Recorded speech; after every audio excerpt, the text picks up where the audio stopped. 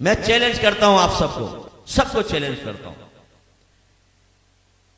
चंद एक होंगे जो पास हो जाएंगे, वरना किसी अच्छे कारी साहब को जाके अपनी नमाज सुना दो जरा की दफा। आप कहते हैं ना हम नमाजी, हमें आता है सब कुछ, एक दफा सुनाए किसी कारी साहब, अच्छे कारी साहब। सैकड़ों तो आपकी तलफ्फुज की गलतियां होंगी, तजवीद पढ़ी नहीं होती हमने, नमाज में उल्टा सीधा पढ़ रहे होते। रब्बी जालनी, ओ भाई रब्बी जालनी है, जालनी कहां से आ गया? जीम पे तो फतह है ही नहीं, आप जीम साकिन है। रब्बी जालनी, सुबाना कल्लाहुम्मा, कल्ला नहीं है, सुबाना कल्लाहुम्मा थोड़ा उठाना होता है ताकि अलिफ मद्दा पूरा बने। खड़ा ज़बर है, अलिफ मद्दा के बराबर खींचना है इसको, दो हरकत के बराबर। सुबाना कल्लाहुम्मा वत्तबारक अस्मुका, वत्तबारक, ओ भाई वत्ता नहीं है, वत्तबारक अस्मुका।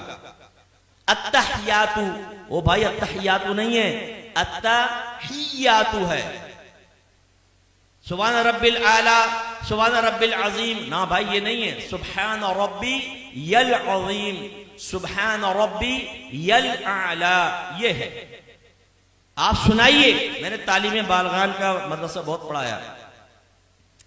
जब मेरे सामने आते थे ना, कितने साल से नमाज पढ़ रहे हैं? 25 साल से। अच्छा सुनाओ जरा सूरत सुनाओ। ओ भाई एक नई सूरत की शक्ल सामने आती थी, जबर की जगह जेर, जेर की जगह पेश, पेश की जगह कुछ। मैं आपसे गुजारिश करता हूं, मैं आपको हकीर नहीं समझ रहा हूं, आपकी तहकीर बयान करना मकसूद नहीं, खुदा की कसम ख्वाब गफलत से जगाना मकसूद है।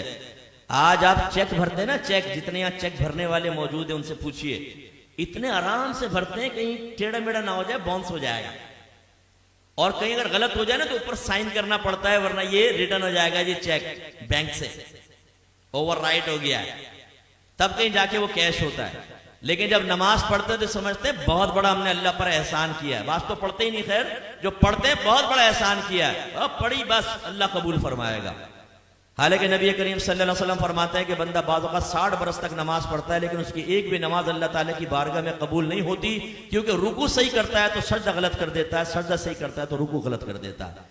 एक रिवायत में फरमाया, बाज नमाजी ऐसे हैं कि मस्जिद के दरवाजे से बाहर नहीं निकलने पाते कि उनकी नमाज पुराने कपड़े की तरह लपेट के उसके मुंह पे मार दी जाती है।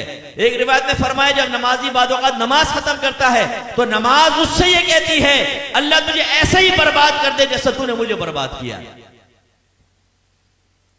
उसमें वो खास तौर पे सुपरमैन नौजवान यहां बैठे हुए ना, जब नमाज पढ़ने खड़े होते हैं, रुकू सजदा, एकदम सीधे खड़े हो गए, रुकू सजदा, अभी हमारी अल्हम्द आदि भी नहीं होती, 2 रकातें खत्म कर लेता। और जब ये सलाम फेरा, कल्टी बाहर, ओ भाई तो ये तू एक्सप्रेस ट्रेन बना हुआ है, बुलेट ट्रेन, ये तेरा फायदा क्या हुआ नमाज पढ़ने का? यानी सर से बोझ उतार रहे हो। आपने देखा जुमे की नमाज के बाद जैसे ही इमाम साहब सलाम फेरते हैं, जूतियों पर रश लग जाता है, इतना रश हो जाता है जैसे बाहर 5-5 हजार के नोट बट रहे हैं, अगर देर होगी तो निकल जाएंगे। जूतियां ढूंढने में 15 मिनट वहां लगा देंगे, मस्जिद में नहीं बैठेंगे, ना सुनन पढ़ेंगे ना नवाफिल पढ़ेंगे आगे के, और बाहर निकल के फिर दूसरा कहते हैं, हाँ यार क्या करना, चल ढाबे में चाय पीते। अभी तुम इसलिए बाहर निकल कर आए थे। ये भी ज़िम्नन बात आ गई तो मैं आपको अर्ज कर दूं, गौर से करें, गौर से देखें, और अपने बारे में मैं भी सोचता हूं, आप भी सोचें। नबी करीम सल्लल्लाहु अलैहि वसल्लम फरमाते हैं कि मस्जिद की और मोमिन की मिसाल ऐसी है जैसे मछली और दरिया, कि अगर मछली को दरिया से बाहर निकालें तो वो उस वक्त तक चैन से नहीं बैठती जब तक दोबारा दरिया में ना आ जाए। और मुनाफिक की और मस्जिद की मिसाल ऐसी है जैसे परिंदा और पिंजरा, कि अगर परिंदे को पिंजरे में बंद कर दें तो फड़फड़ाता रहता है कि दरवाजा खुले और मैं उड़ जाऊं, और जैसे खोलते हैं उड़ जाता है।